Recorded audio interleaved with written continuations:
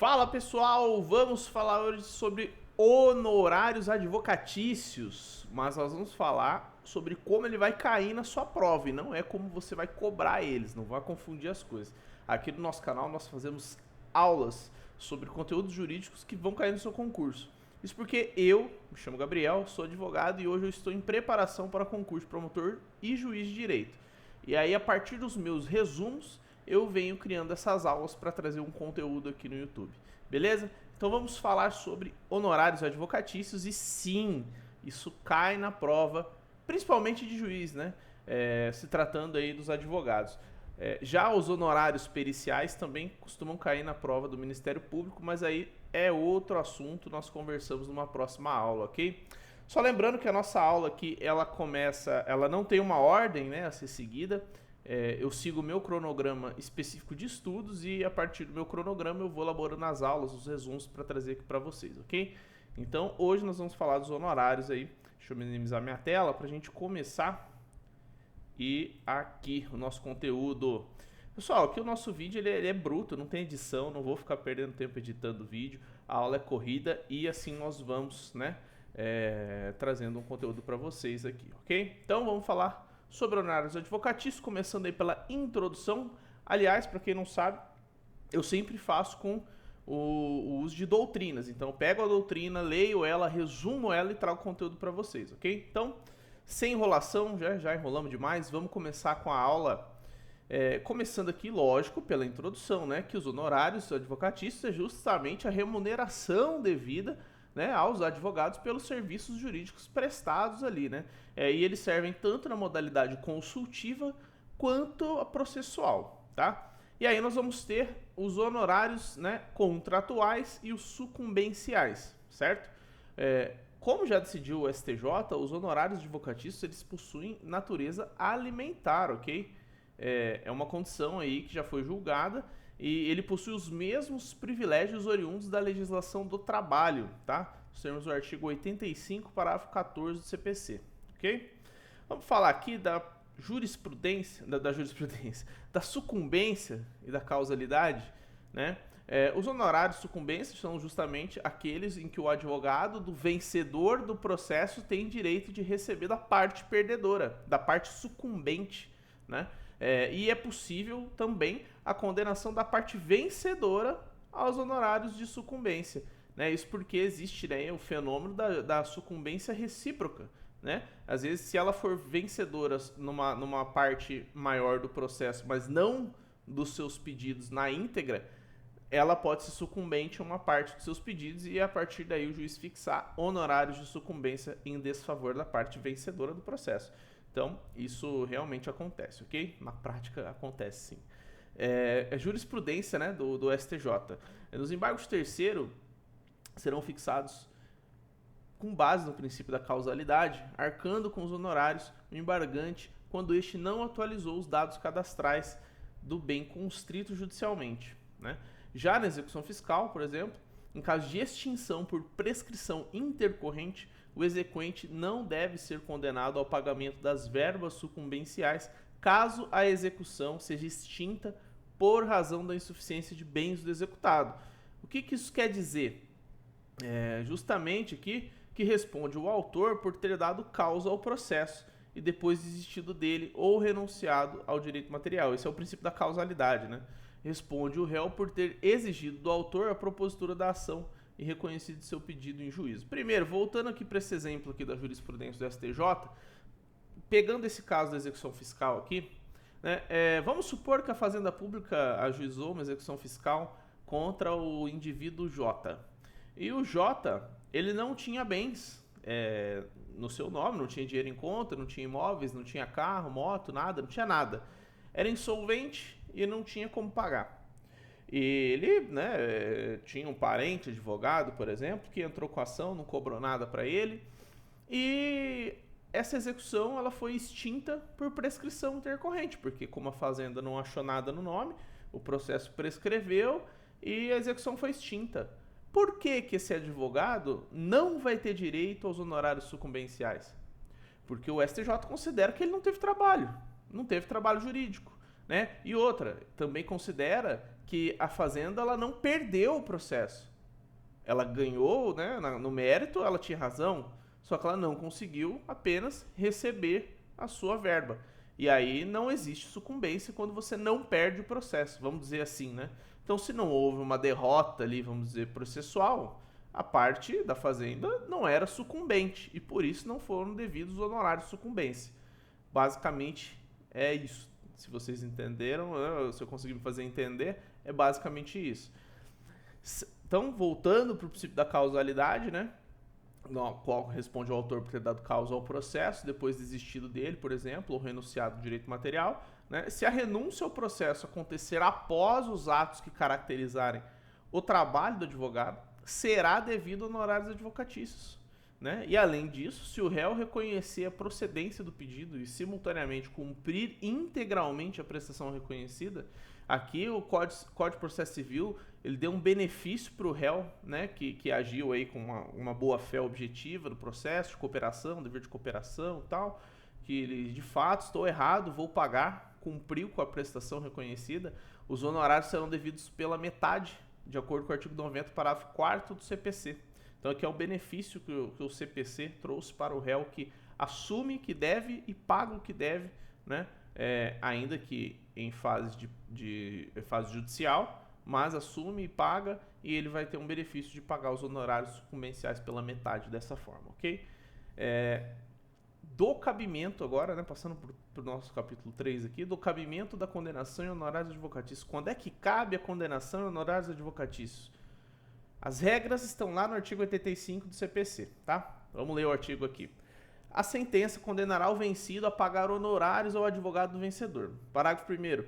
São devidos honorários advocatícios na reconvenção, no cumprimento de sentença, provisório ou definitivo, na execução, resistida ou não, e nos recursos interpostos cumulativamente. Obviamente também da sentença, como diz o artigo 85, da sentença de mérito de primeiro grau. Também cabe. Ou seja, são cabíveis, né, na reconvenção, cumprimento de sentença, execução, nos recursos, né, todos aí são cabíveis condenação e honorários de sucumbência. E aqui temos uma observação quanto à fazenda pública, o parágrafo 7º, né, do mesmo artigo 85, ele diz que não são devidos honorários no cumprimento de sentença contra a fazenda pública que enseja na expedição de precatório. Em relação ao RPV, o STJ entende que é cabível a condenação de honorários advocatícios no cumprimento de sentença contra a fazenda pública. E aqui tem um detalhe, nesse caso aqui do parágrafo 7º, isso não serão devidos honorários advocatícios se a fazenda pública não impugnar, ok? Porque se ela impugnar, serão devidos. Se ela não impugnar, aí não tem que falar em honorários advocatícios, né, no cumprimento de sentença.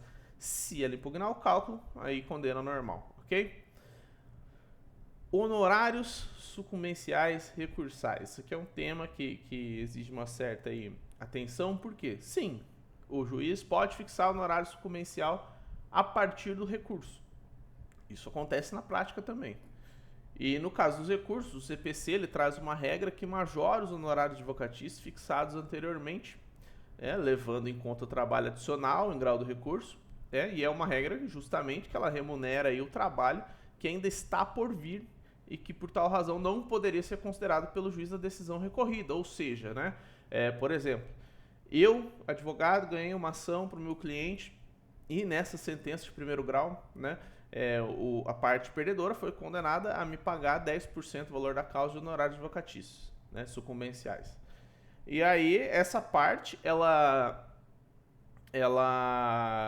recorre, né, entra com recurso de apelação, e eu vou lá, faço minhas contrarrazões e venço, né, de novo, novamente, tenho meu pedido julgado totalmente procedente, o juiz não dá provimento, né, aos argumentos trazidos na apelação, e ele majora meus honorários para 15%.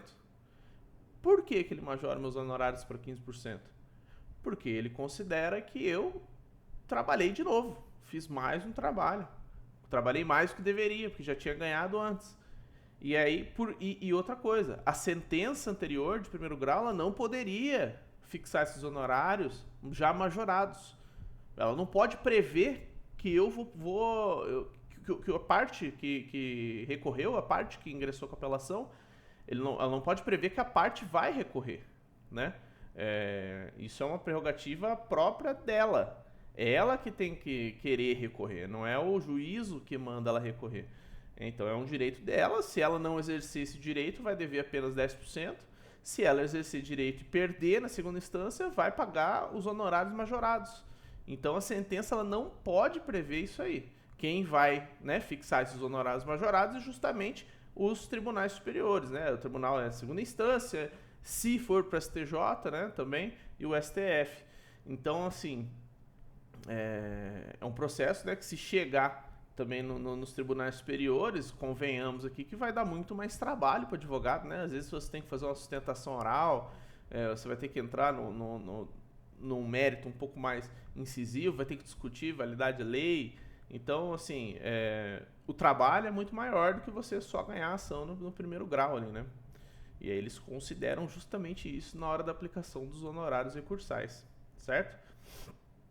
Então, além disso aqui, muito importante, essa norma ela tem um segundo caráter que é o de desestímulo à interposição de recursos. E isso não significa que, né, ela vai violar o devido processo legal, o princípio da ampla defesa, do contraditório, não é isso, mas ela é um desestímulo à interposição de diversos recursos que ficarão cada vez mais caros para a parte sucumbente, né? Não é como eu disse, não é um caráter sancionatório. Vai falar assim, beleza, você quer recorrer? Beleza, você entrou com apelação. Perdeu de novo, quer recorrer ainda, vai ficar mais caro. Então, você acaba desestimulando a parte, né, a continuar interpondo diversos recursos. Em relação ao advogado recorrido, né, os tribunais superiores entendem que não há necessidade de comprovar concretamente o trabalho exercido em sede de recurso, né, bastando a simples representação postulatória em grau recursal para ter direito à majoração dos honorários. E é vedada a fixação dos honorários acima do limite previsto no CPC, ou seja, de 20%. Assim, os tribunais devem considerar os honorários já fixados em sedes anteriores. Por exemplo, se eu recebi, né, se eu sou advogado da parte vencedora e a parte perdedora foi condenada a pagar 10% dos honorários sucumbenciais, os tribunais superiores não podem acrescentar 15%. Eles vão majorar os 10% para 15%, mas eles não podem somar 15%. Né, uma nova condenação de 15%, porque daí vai ultrapassar o limite do CPC. Okay? E aqui na indecisão do STJ, nos casos em que não existe a previsão de condenações, né, em honorários sucumbenciais, como é o caso do agravo de instrumento, não há o que se falar em majoração de honorários e sequer fixação em sede recursal. E aqui, uma dúvida. Cabe majoração em agravo interno? Para o STJ, não, pois se trata de um recurso do mesmo grau jurisdicional. Você está interpondo um recurso ali para o mesmo tribunal. E para o STF, é possível, ok? Cabe honorários em embargo de declaração? Para o STJ, não, pelo mesmo argumento do agravo interno, é um recurso para o mesmo grau jurisdicional. E para o STF é cabível. São posições divergentes entre o STJ e o STF. Isso, claro, pode enriquecer uma resposta, né? Da fixação dos honorários em segundo grau de jurisdição, cabe recurso especial para impugnar a matéria. Tá? Quanto aos tribunais superiores, não existe recurso cabível, salvo os embargos de declaração. Então, fixou os honorários, né, para o advogado, qual que é o recurso cabível? Recurso especial. Okay? E nos tribunais superiores, embargos de declaração. Valor dos honorários sucumbenciais. Os percentuais aqui, né, eles vão variar entre o mínimo de 10% e o máximo de 20% que são previstos no CPC, mas, né, existem algumas exceções que fogem dessa regra aí. E a primeira delas, ela vai ficar por conta do proveito econômico como parâmetro para fixação dos honorários dentro dos percentuais previstos em lei, quando não houver condenação no caso concreto. Por exemplo, né, é o caso das decisões meramente declaratórias que tenham gerado vantagem econômica ao vencedor, bem como no caso das sentenças de improcedência de ações condenatórias, quando o proveito econômico será justamente ter evitado a condenação no valor pretendido pelo autor. Né? Quanto ao proveito econômico, né, a gente pode entender ele tanto que tanto que se ganha quanto se deixa de gastar. Isso tudo é proveito econômico.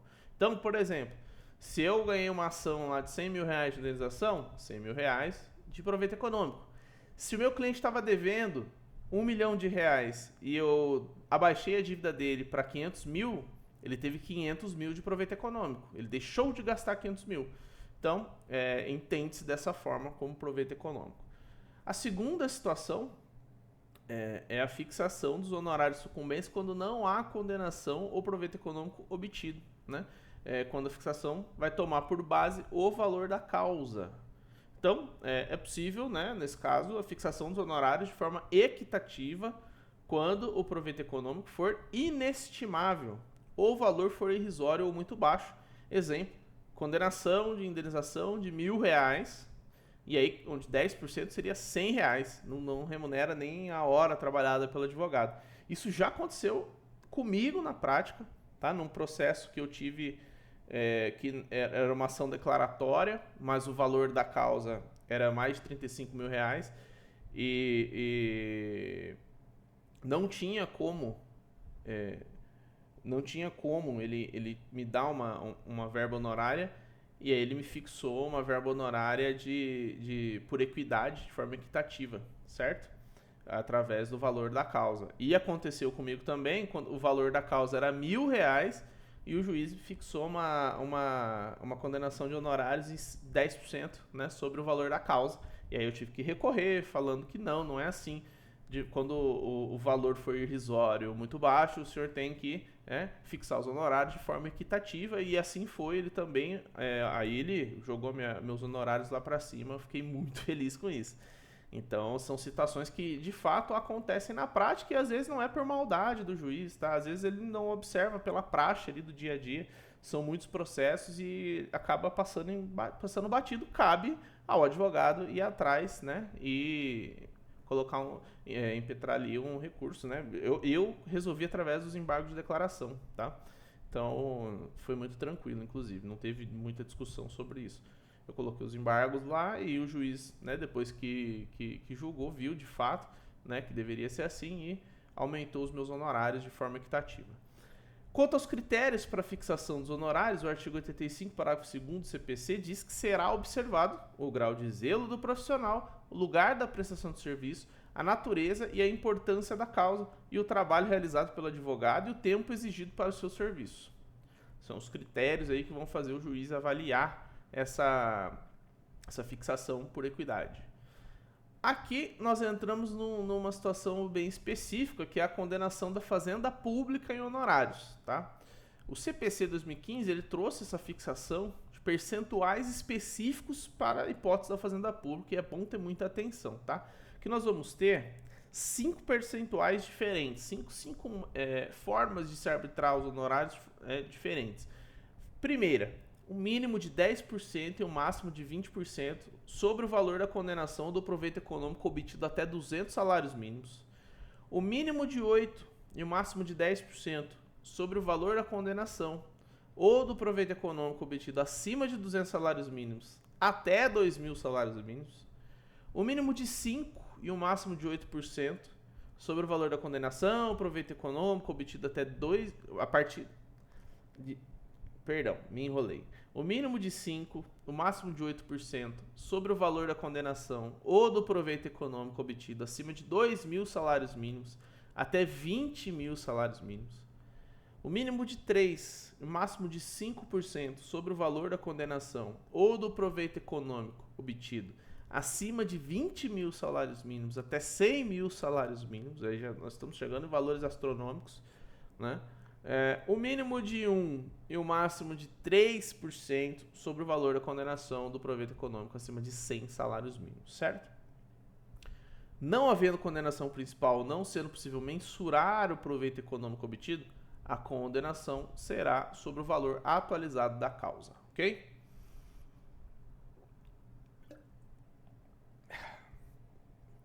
Falando aqui da sucumbência recíproca, né? Aquela que eu mencionei lá no começo da aula. A compensação, no caso da sucumbência recíproca, o que é compensação, né? É uma forma de extinção da obrigação, correto? Por exemplo, uma pessoa é credora da outra, ao mesmo tempo que ela é devedora dessa mesma pessoa. Então, ela é credora e devedora da mesma parte. Então, elas podem fazer uma compensação, né, que seria o desconto de um débito a outro, e numa operação de mútua quitação entre os credores recíprocos. A diferença é que a parte sucumbente, né, não é o advogado da parte sucumbente que deve para o outro advogado. São as partes que devem para os advogados contrários. Então, não pode acontecer compensação de honorário de sucumbência. Isso é vedado, tá, pelo Código de Processo Civil.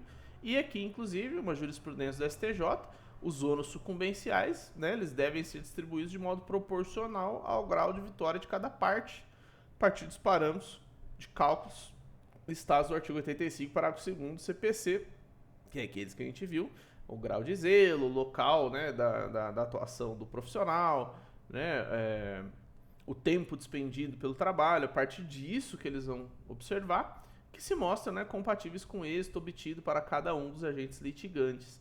E aí quem vai dever os honorários são as partes e não os advogados, ok? O pagamento, que uma hipótese interessante, é o pagamento na pessoa da sociedade dos advogados, né, a PJ. O advogado aqui ele pode requerer que o pagamento dos honorários lhe caibam, né, seja feito em favor da sociedade de advogados que integra na qualidade de sócio. Às vezes o advogado ele tem uma sociedade unipessoal de advocacia e ele pede para que o pagamento seja feito na PJ. Ou, como no meu caso, por exemplo, eu tenho uma sociedade de advogados, eu sou sócio, né, de um escritório, e eu posso pedir que os meus honorários sucumbenciais sejam pagos na conta da PJ. Né? Isso é plenamente possível. E aí tem uma possibilidade, inclusive, de logo no contrato social o advogado abrir mão dos seus honorários em favor da sociedade, já que é um direito renunciável e transmissível, né? Apesar da natureza personalíssima e do caráter alimentar. E nesse caso, a sociedade seria titular do direito de receber os honorários. É a sociedade, por exemplo, que, nesses casos, vai ingressar com uma ação de execução de honorários. Tá? É ela que vai ser a titular do direito. E quando que começam a ocorrer os juros nos honorários, né? Quando, fixados em quantia certa, os juros de mora incidirão a partir da data do trânsito e julgada da decisão. Então, guarda essa regra. Se o juiz fixou em quantia certa, os juros de mora vão incidir a partir da data do trânsito e julgada da decisão. Por exemplo, o juiz fixou o honorário de sucumbência em R$5.000. Vai contar juros a partir do trânsito e julgado dessa decisão que fixou esses honorários. Se os honorários forem fixados em percentual da condenação, do proveito econômico ou do valor da causa, os juros de mora deverão seguir o principal, ou seja, vão acompanhar a atualização financeira da própria condenação, do valor da causa, né, ou do proveito econômico.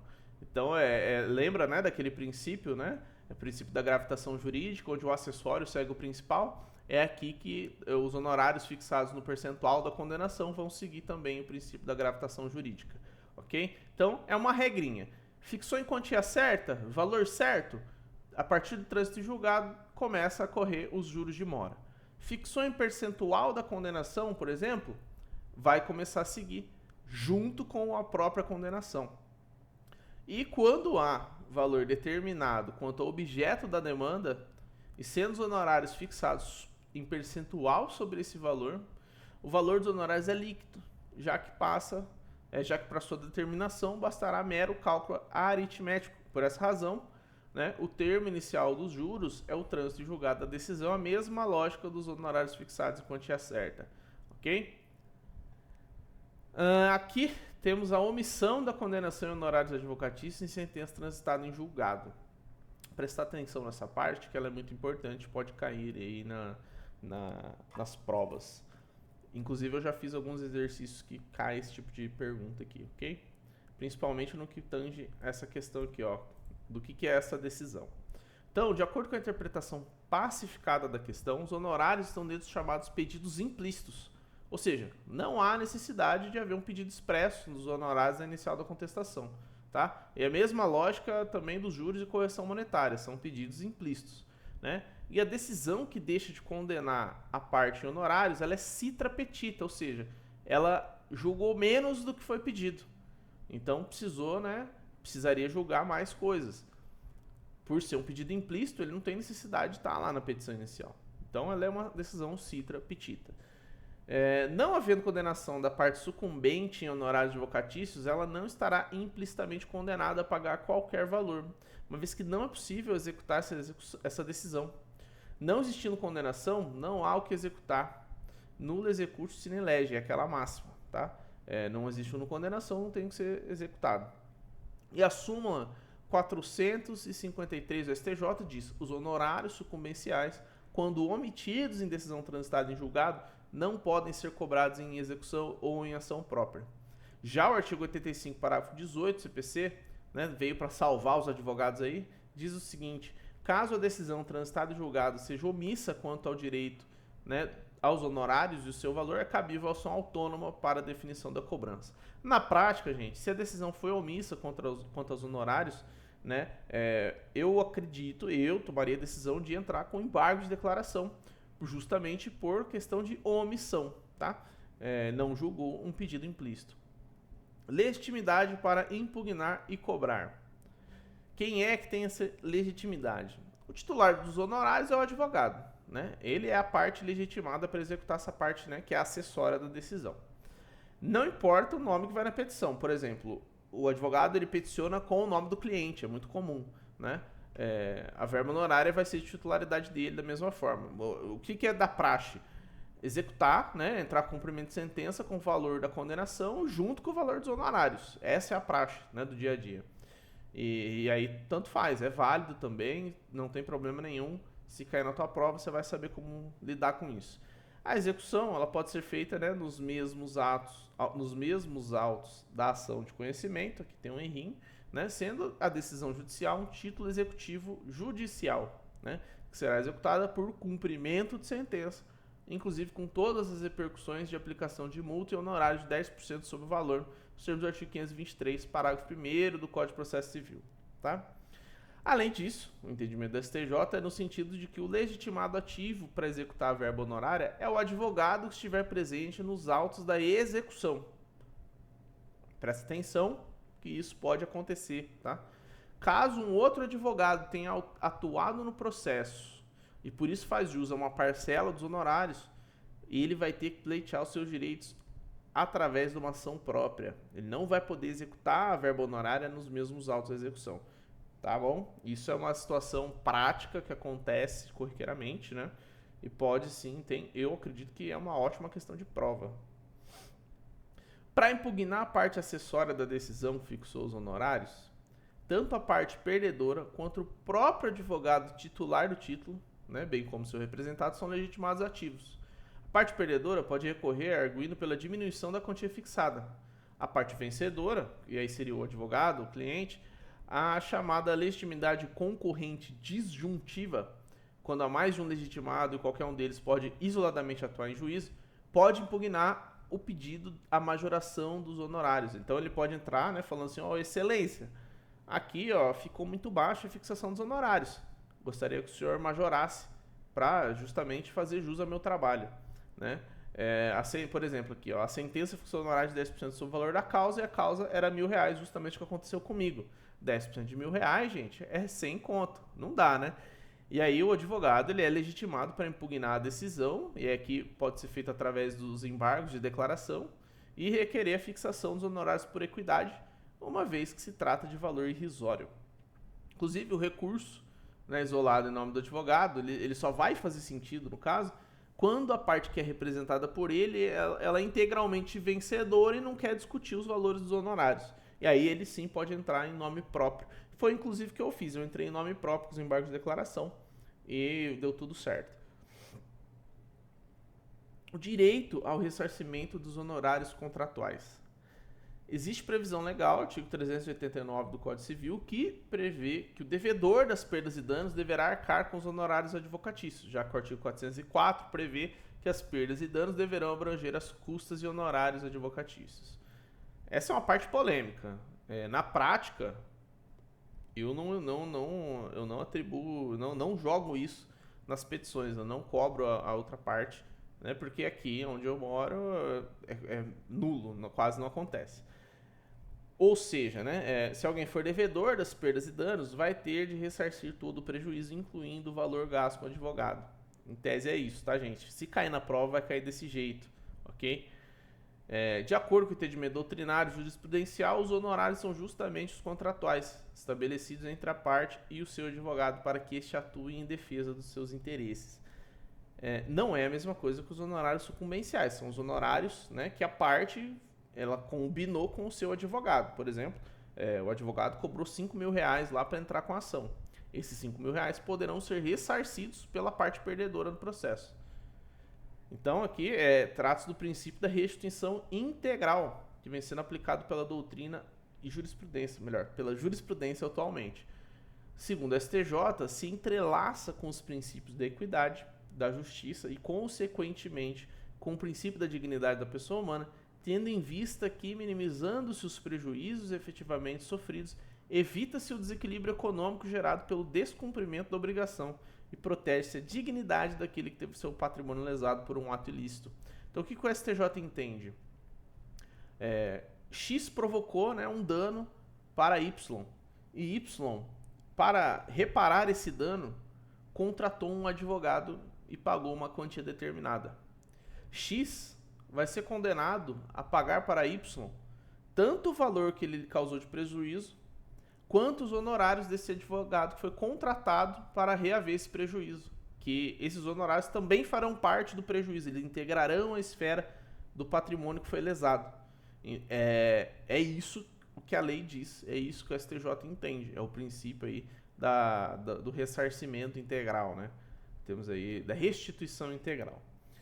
Ele é aplicável no caso concreto, o princípio do duty to mitigate the loss, né, decorrente da boa-fé objetiva, ou seja, o princípio da boa-fé objetiva deve levar o credor a evitar o agravamento do próprio prejuízo.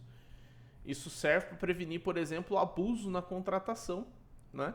E assim, a parte, a fim de mitigar o dano já sofrido, por óbvio, não contrataria um advogado por um valor exorbitante, sem a necessidade, porque dessa forma ele estaria agravando o próprio prejuízo, né?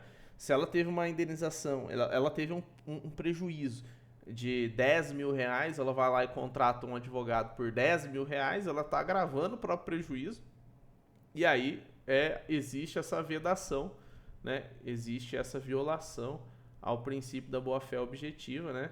Que é justamente esse duty to mitigate the loss.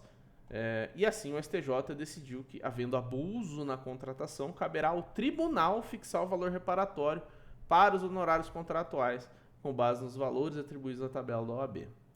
Então, pessoal, chegamos ao fim da nossa matéria aqui de honorários advocatícios. Se você gostou da aula, se você entendeu tudo que eu falei aqui, peço desculpas, dei uma travada em alguns momentos, né? Peço desculpas. Mas se você gostou da aula, deixa o seu like, gente. Estou vendo que tem muita gente assistindo, principalmente a aula passada, assistindo inteiro e não deixa um likezinho. O like é de graça, vocês me ajudam, vocês ajudam o YouTube a entender que o conteúdo é legal, que o conteúdo é bacana, e aí o YouTube ele passa a levar o meu conteúdo para mais pessoas que também estão nesse caminho dos estudos, que querem, né, aprender um conteúdo aí diferente. Então, peço para vocês deixarem o like. Se vocês gostaram da minha aula e desejam seguir aqui o que eu estou falando, né, não perder o que eu falo por aqui, considere se inscrever no meu canal, tá? Clica aí no botão, ativa a notificação nos sininhos. Eu vou tentar trazer vídeo todo dia. A carga de estudos aqui é muito alta e às vezes eu não consigo fazer vídeo. Mas, né, os resumos estão sendo prontos, estão sendo feitos.